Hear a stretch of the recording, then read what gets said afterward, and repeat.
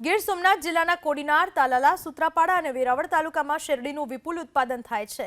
શેરડીના ઉત્પાદનના કારણે ગોળ બનાવવાના રાબડાઓ ધમધમે છે। ત્યારે ચાલુ વર્ષે રાબડાઓ શરૂ થાય એ પહેલા જ રાબડા એસોસિએશન અને ખેડૂતો વચ્ચે શેરડીના ભાવ મુદ્દે બેઠક મળી, જેમાં દિવાળી બાદ લાભ પાંચમથી ગોળના રાબડાઓ શરૂ કરવાનો નિર્ણય કરાયો।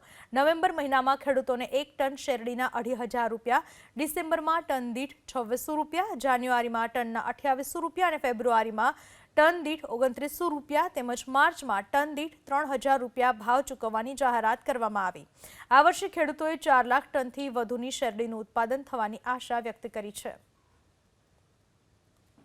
અને શેરડીના ભાવ પણ આ વખતે ખેડૂતને બહુ સારા અને વ્યવસ્થિત મળી રહે આખતરું આયોજન કરી અને ખેડૂત વધારે પ્રમાણમાં આખતરી શેરડી વધારે સોંપે તે માટે થઈને અમે શેરડીના 11મા મહિનાના એટલે નવેમ્બરના ભાવ 2500 રૂપિયા જાહેર કર્યા છે અને ડિસેમ્બરના ભાવ 2600 રૂપિયા ખેતર બેઠાના ભાવ, જાન્યુઆરીના 2800 રૂપિયા, ફેબ્રુઆરીના 2900 રૂપિયા અને માર્ચ મહિનામાં જે શેરડી આવે એના 3000 પૂરા, એપ્રિલ મહિનામાં 3200 રૂપિયા આપવાના એવી જાહેરાત કરી છે।